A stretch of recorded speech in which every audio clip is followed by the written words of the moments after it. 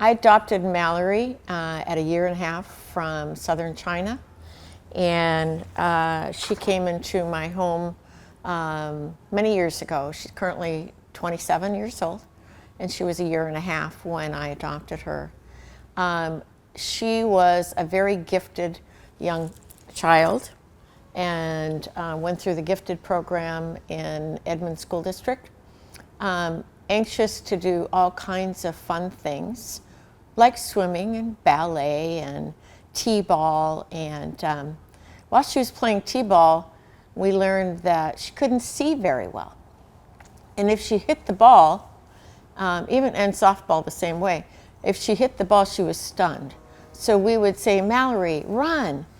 And she was such a fast runner, they called her the smiling gazelle because she was always smiling. So she was very involved in tennis and golf, lots of different sports, involved in Girl Scouts, DECA, was wanting to pursue marketing as a career. We thought that that might be where she went. We actually talked about her because she was a great writer, being a journalist even. And so, and I even said, well, maybe you might want to think about being a meteorologist. And she said, Mom, that's too much math for me. So, so she was a kid that was involved in a lot of different things. Destination Imagination, an extracurricular program that Edmond School District often offers. And really a heartwarming kid. We had her service recently, and a lot of her friends got up and spoke. They really talked about how much heart. Even one individual said that my daughter Mallory saved his life. And so just a real rock solid human being with a huge heart for others. Yeah, I can see that in you. Oh.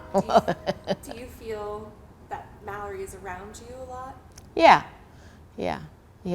And particularly now, because this is now a homicide case.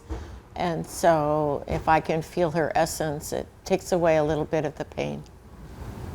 I know you all just had the service, and I'm so terribly sorry that you had to do that for her at such a young age in the manner of this case. For you, how was the service for her? The service was wonderful.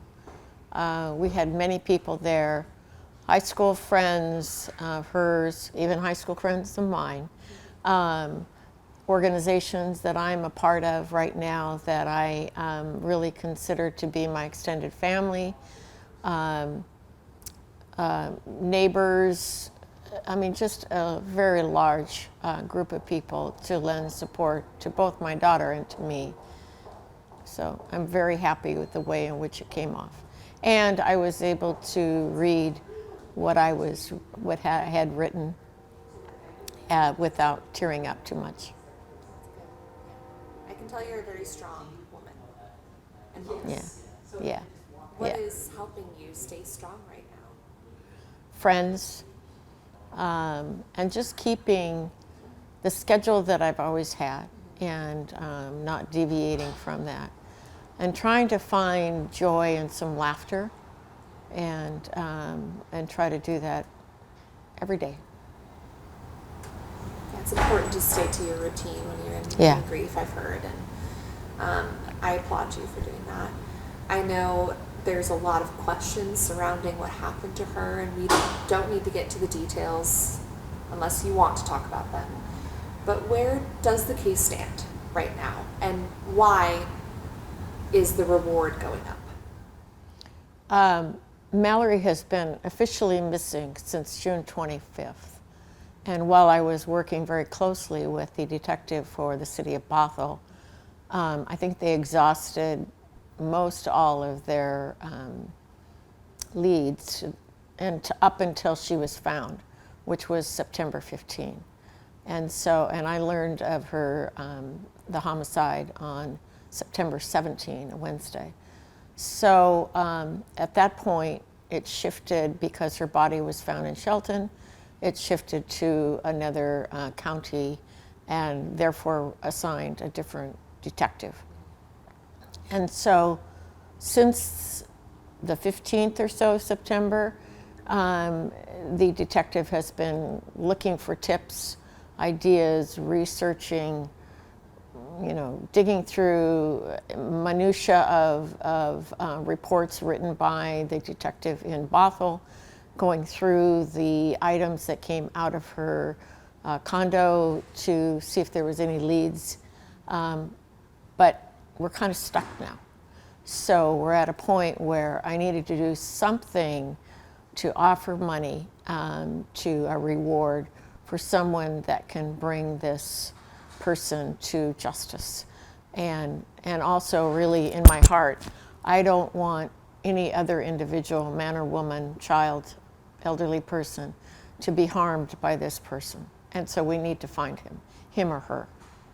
What is your ask for maybe that person or someone who's a known associate to that person right now, if you want to say something to either the suspect or persons of interest in this case? Please step forward if you know anything that might lead to justice for my daughter and perhaps even other people prior to my daughter being murdered.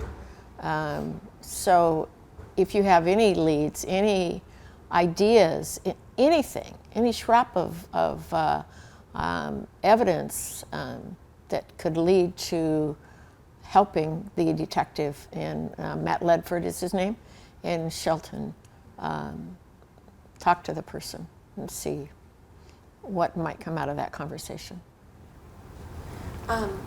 Obviously this is part of the case, but right around when she went missing, was there any indication her life was going through turns or twists or anything negative at all? No. So she missed a medical appointment, so the police did a welfare check, and I went the following day to talk to roommates and talk to the officer, and she left her kitty behind, whom she loved. Her room was full of things, so most definitely she had planned to come back. Gosh, and was she, is there any persons of interest right now that you know of? No. No ex-boyfriend or anything No. like that? Okay. No. Gosh, I'm so sorry. The point in which you're at right now is that crucial point to make sure this case doesn't go cold. That's correct. And the detective is affirming that he's not going to let it go cold. And I definitely want that person caught before I leave this earth. Does it give you hope that, DNA is solving cases? And I mean, there's Correct. a lot now. Correct. In this modern age where homicide cases are being solved more frequently. That's correct. Does that give you hope? It does, but I have spoken with coroner, a detective, that sometimes the DNA lab takes a long time, and I've also learned that there's a lot of departments within that organization at large, and depending upon what the circumstances are, the evidence goes to that department, as I understand it. And so they're backlogged, and so it might take a while to get some evidence of who that person might be and be able to document that. I have reached out to an organization called Parents of Murdered Children, and I had a conversation with one of the persons that facilitates that, and so I haven't heard back, but the celebration of life just occurred, and now I'm going through. What I'm finding is that having control over that which I can is really important, and I have a lot of pictures of my daughter that I'm now putting back into scrapbooks, like 127 of them in the show, in the celebration. And therefore, that's something I can tactily do and get those back into the right place. And what happens to those scrapbooks down the road, I don't really know. But right now I can do that. So the point is that I'm keeping pretty busy just doing stuff like that, so that down the road, then that grief, I think, was going to really hit me. And, you know, the unanticipated grief of not knowing that my daughter's going to have a special partner, perhaps have children, perhaps go on to college, you know, all those things that we think that our kids are going to do. And so I'm going to miss that.